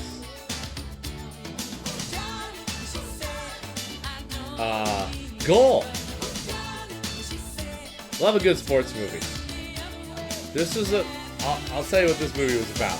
You can tell me if you want to check it out or not. But it's about a Mexican kid in LA who just basically is poor, and he plays street soccer in the street, you know, on some dirty field in the park, and he's really good. And a guy who lives in LA who used to play for Newcastle United just kind of like watches him, is like, we got to get this guy a tryout. So he takes him back to Newcastle, England. It's a fish out of water story about an LA kid living in Newcastle and getting immersed in English soccer. This came out right when like I wanted to know everything about like the history of like English soccer, and it was a perfect movie to come out when it did. And it's a lot of fun, and yeah, just it hits all the sports movie things. It's very, you know, it's very touching. It's something that you'll probably want to participate in if you like sports movies, especially if you like soccer.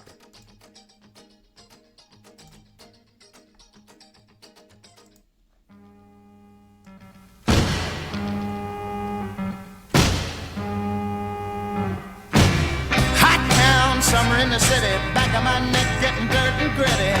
Bend down, isn't it a pity? Doesn't seem to be a shadow in the city. All around, people looking half dead, walking on the sidewalk harder than a match here.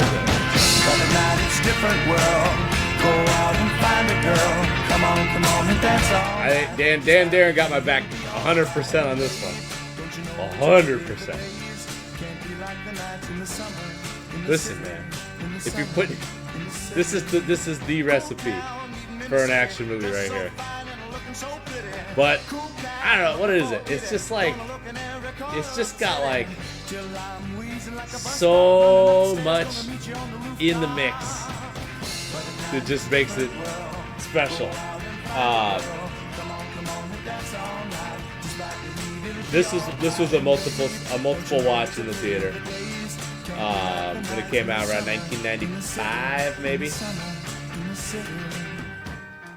I remember Forrest Card telling me about this. He like saw it that weekend that it came out, and just giving me the rundown of it, and be like, oh my god. First it starts out, it's like that song like Summer of the City, and it's like, what is going on here? Like, and then all of a sudden explosion, and it's like, yep, pretty much. It's like 1 minute into the movie, there's a crazy practical effects, by the way. They actually did blow up a New York building for that.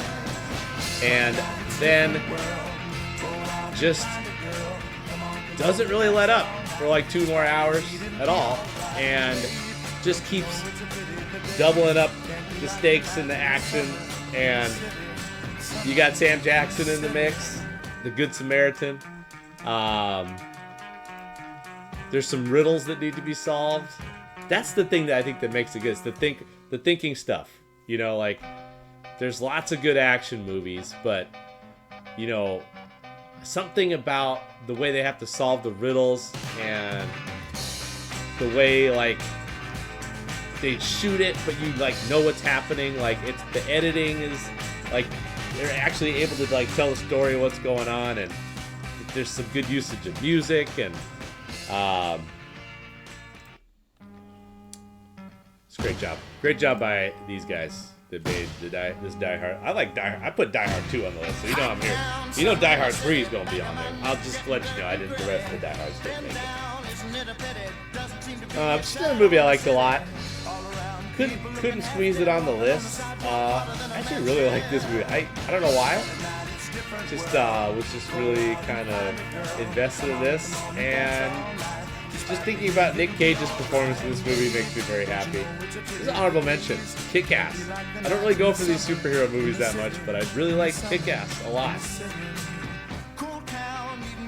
Shout out Kick-Ass. Shout out to the Hit Girl. Hit Girl is incredible. Alright, this next one. Hey, Mom, you still with me? Here's what I remember about this next one. You guys are going to get the heart. You guys are going to get this. You guys are going to get this from the music. This is a great... This is one of these music choices that makes me very happy.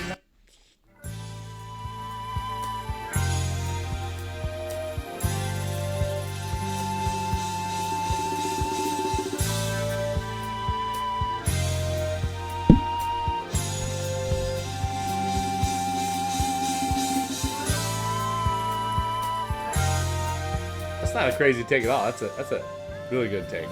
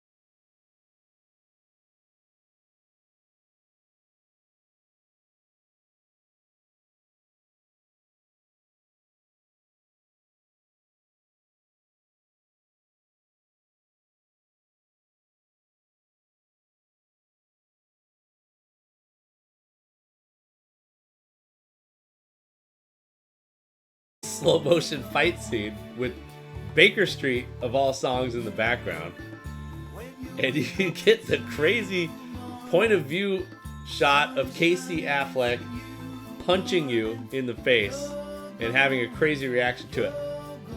That was when I felt like this movie went over the top for me, as far as just absolute cinema.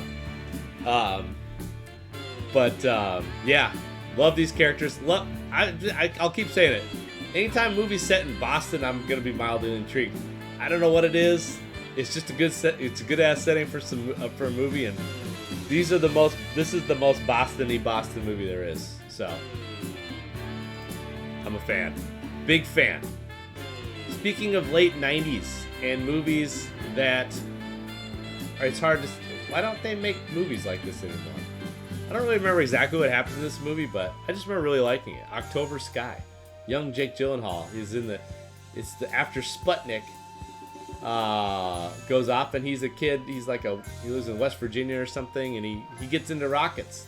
And it's just fun. It's just a good movie. Like, they used to make movies like this all the time in the 90s and early 2000s. Good Will Hunting. October Sky. And I don't know. They probably still do, like, every once in a while, but just kind of miss that era.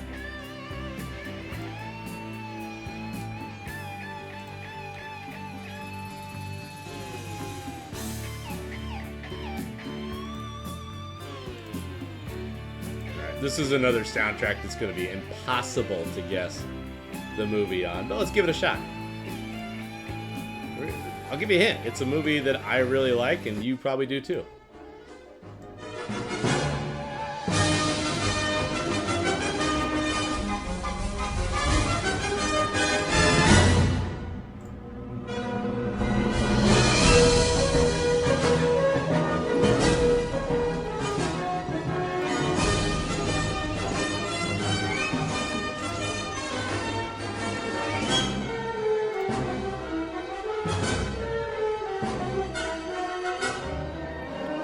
Very similar vibe. Very good guess. Better than that. I never saw Jingle All the Way.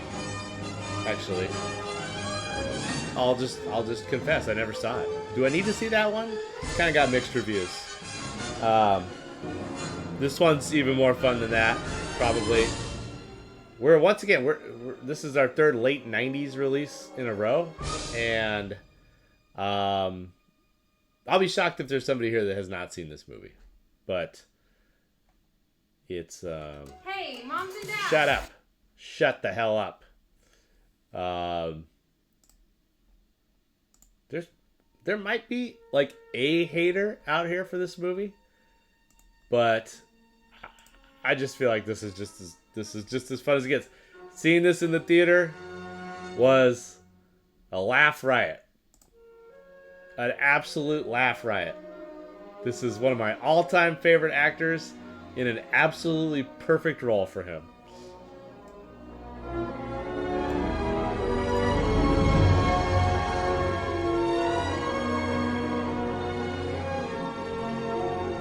No guesses.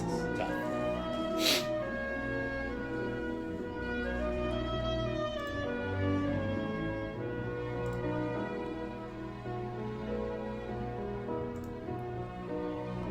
Boom. Dan got it. So what was great about this also was that, he had a couple Shakey's Pizza movies that had come out right before this, and Liar Liar dropped in 1997, and everybody was just like, oh my gosh, you totally redeemed yourself. I mean, it was just a perfect vehicle for our guy, Jim Carrey. And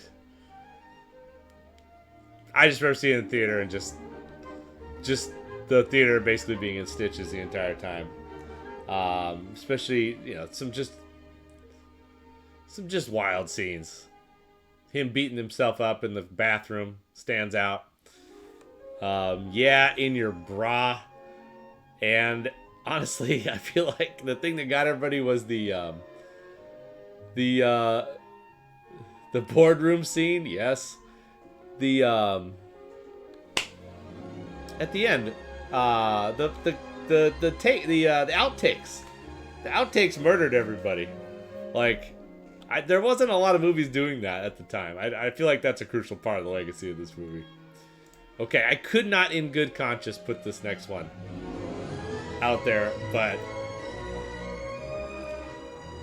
obviously I saw this one over and over again. Probably had the VHS, and it has a lot of great scenes. I think the Rhino is one of my all-time favorites, but yeah, basically, I don't think in good consciousness I could put When Nature Calls in the top 250, but whatever. It's if the first movie had never happened, I.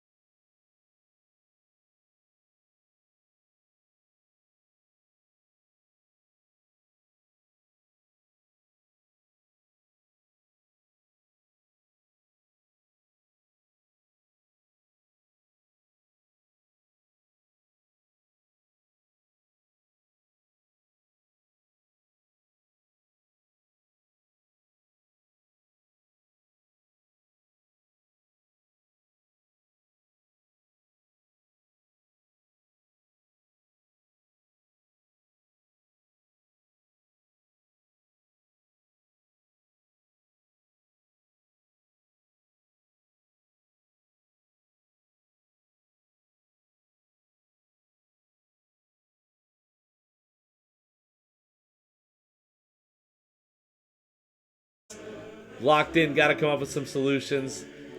You got the, I feel like the things that are done on the American sub are kind of like the highlights of the movie. You got, who's the guy? Who's the captain? Okay, so yeah, you got a couple of that guy actors that were really stellar. Is this guy Larry Ferguson? No. Who is the captain of the American boat? That guy's awesome. Scott Glenn.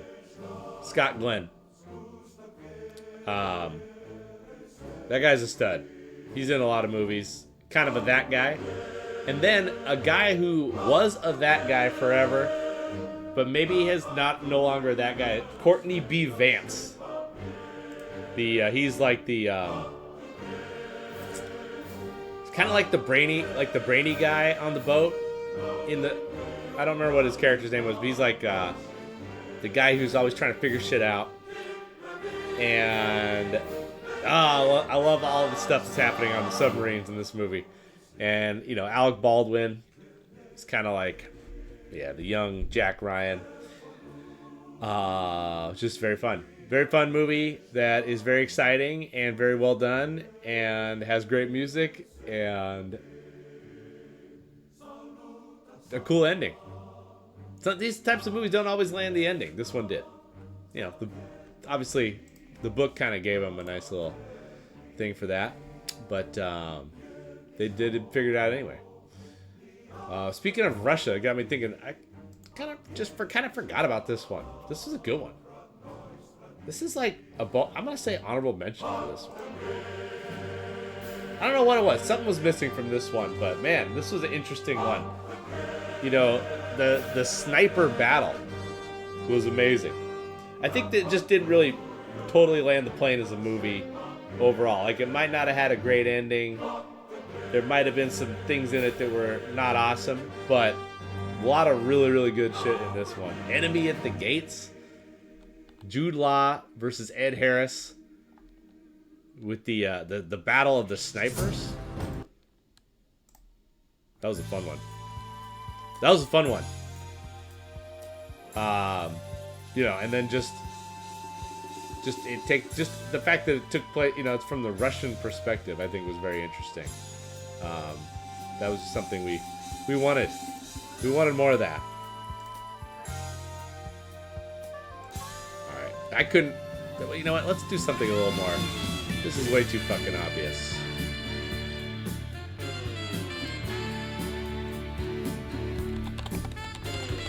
We got a couple more for you tonight. Let's make it a little bit tougher to guess than what I had loaded up there. My wife stopped trusting me because I never do the things I say I'll do. She just doesn't.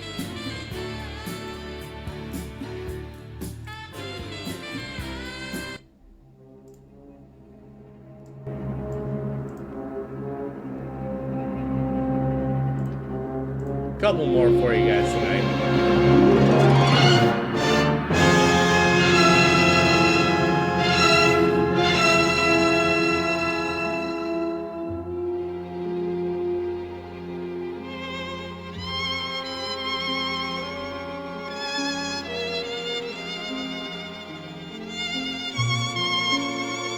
It's kind of fun one to try and guess based on the soundtrack.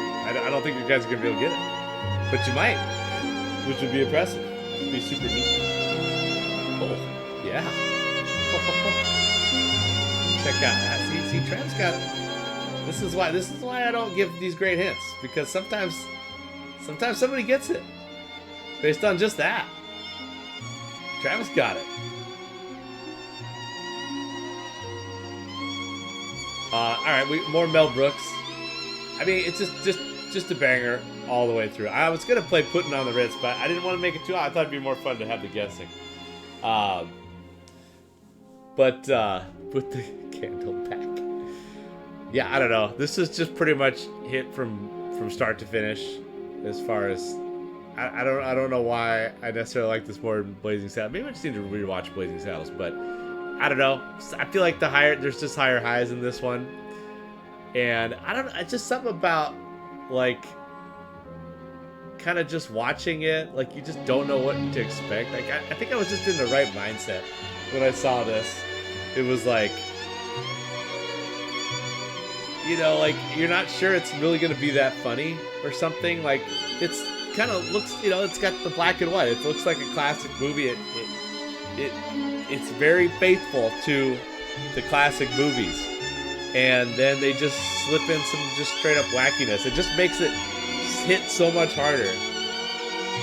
The contrast of what the movie, you know, looks like, and then what happens in it, what these characters do. So I don't know. Shout out Madeline Kahn. I feel like she kind of steals this a little bit. But it's incredible performances all the way around. And yeah.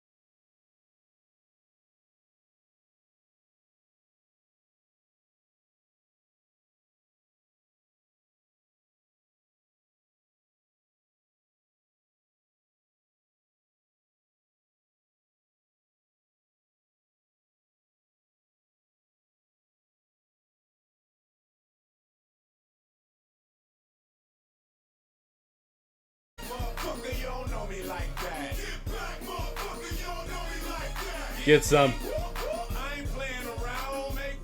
We're going with Tropic Thunder. 76. Last one out of the top 75 tonight is a classic. This is, man, I'll tell you what, you go back and you see what Ben Stiller was able to accomplish. A lot of good shit. But man, lots for Ben Stiller to do in this movie that's quite enjoyable. His whole character, Matthew McConaughey, his agent, Tom Cruise. Tom Cruise steals the show. And then just thinking about Robert Downey Jr.'s performance in this movie, it's just kind of jaw-dropping. Somehow, I mean, I just don't, talk about degree of difficulty. Crushes it, by the way. Very funny. But man, Tom Cruise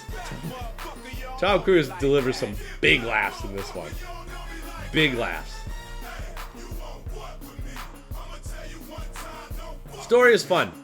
Story of the movie is fun, and I just was kind of until I remembered about the end. That he's at the end. That's when Tom Cruise character is dancing around a Ludacris at the end there. But just kind of discovered this from the soundtrack, and yeah, I just want to share it with you. This is just some hotness right here.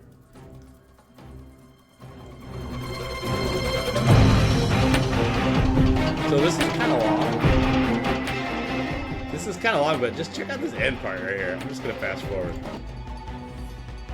I just want to share it. When I kind of just never really actually just listened to this, obviously, since it's a freaking soundtrack from Tropic Thunder, but this shit right here. This shit right here.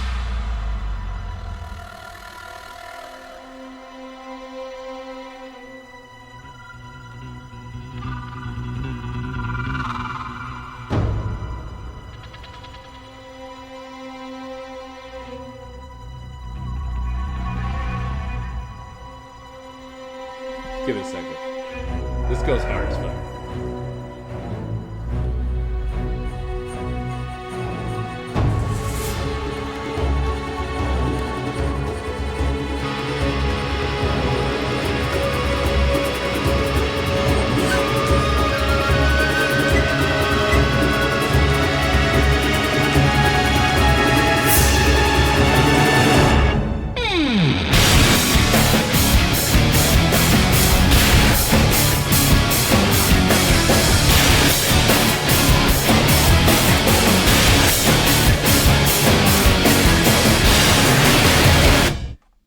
Okay. Not sure. Hopefully that didn't blow your ear holes out. But, oops, I just closed out my music. All right, well, that's it. That was my last one anyway. I just closed out the music program, so I guess you don't get to listen to more music. That one probably broke your speakers anyway.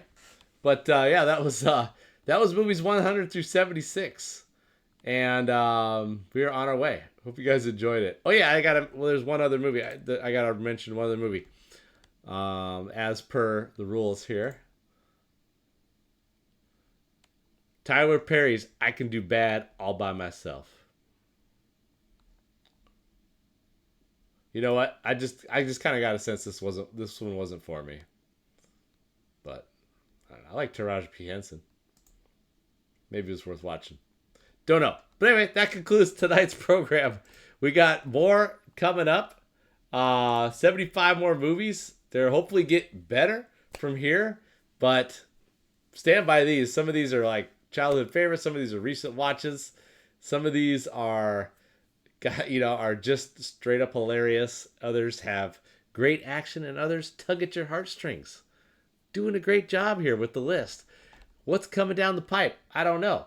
Stay tuned to find out. Maybe we'll do another one next week. That's it for now, though. I lost my music. Very sad.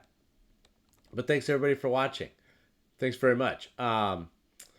What else? Oh yeah, I just wanted to mention I am going to be giving out some awards in the next stream, so get excited for that. or maybe not the next stream, but soon after. I've identified some more crucial things. We're going to identify some of the great moments in cinema. Not just great movies, but great moments, great performances, and things of that nature. Get excited. I'm not sure. That was very vague. I kept that vague on purpose. All right. Movie 75 kicks off the next one. Tropic Thunder is a Three Amigos. Didn't realize Three Amigos was its own genre.